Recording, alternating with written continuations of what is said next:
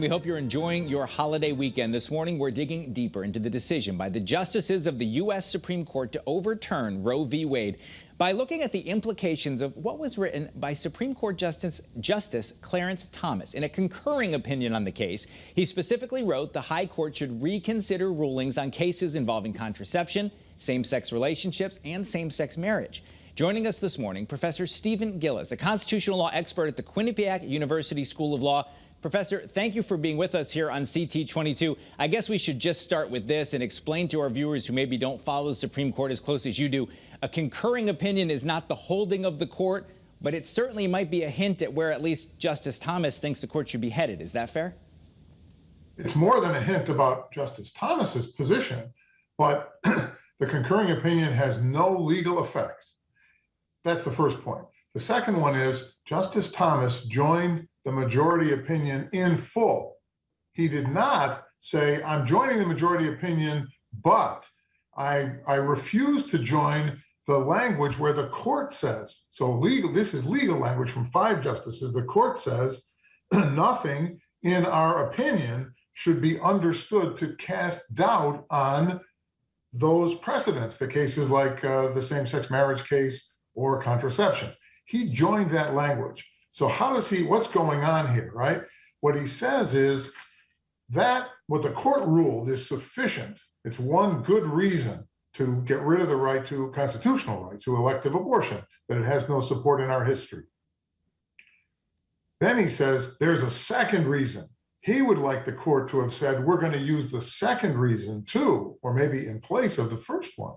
The second reason is all the rights that the court has put under the label we lawyers call substantive due process. Thomas says all of those don't go in that part of the Constitution. So we should get rid of those and start over.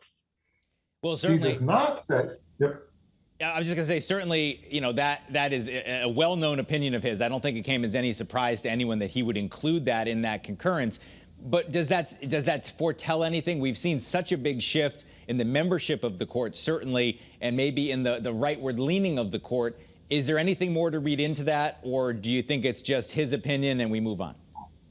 So I guess I want to say a couple things in response here. First, it is just his opinion. The other 3 justices besides Alito, but the other 3 justices in the majority, any of them could have joined Thomas. Sometimes they do join his stronger opinions, or, one or more. None of them elected to do that. So I'd say that's the first point. The second one is certainly the fact that there's now a majority of the court to overrule Roe v. Wade sends a broader signal about the extent to which, about the approach the court is going to take going forward to these individual fundamental rights cases. So for example, let me give you an example going forward. In Obergefell, the same-sex marriage case, Justice Roberts in dissent said, well, this means polygamy and plural marriage are going to be next. If you follow the logic of Justice Kennedy's opinion in Obergefell, you might say, yeah, maybe so. I think this court, without disturbing the right to same-sex marriage, I think this court is not going to go anywhere near recognizing a right to plural marriage. So expanding on any of those rights, I think, would be very unlikely now.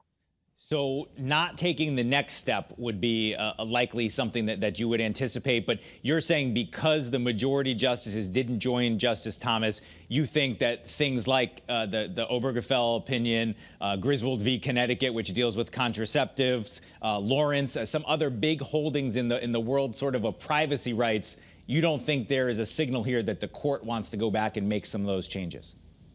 No, I don't. And I think that it's important to understand that they didn't just say it. They gave a reason why abortion is different. They said fundamentally, critically different from any of the other rights the court had recognized. And what it boils down to is they said, you can't really, in those other cases, there was no definite harm to a specific interest that the state was trying to protect.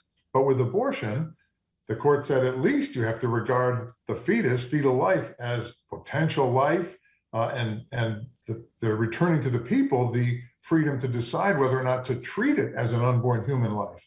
That, they said, is unique to abortion. because there's that harm. The destruction of the fetus distinguishes it from any of the other rights where nothing is being destroyed, when a same-sex marriage occurs or when same-sex couple has sexual intimacy. And when contraception takes place, sperm and egg are being destroyed, but they are not fetal life.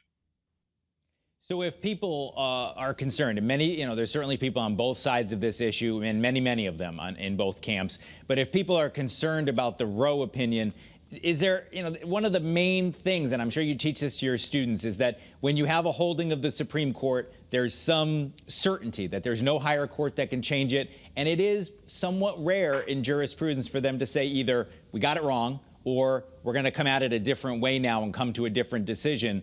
So as you have that outcome here in Roe, no doubt the law of the land has changed. What should the layperson, the average person, make of that? First thing they need to remember, right, is this is returning to each state the authority to decide what abortion laws to have. And here in Connecticut and in the Northeast, the abortion laws will continue to be in place and protect an extensive abortion right.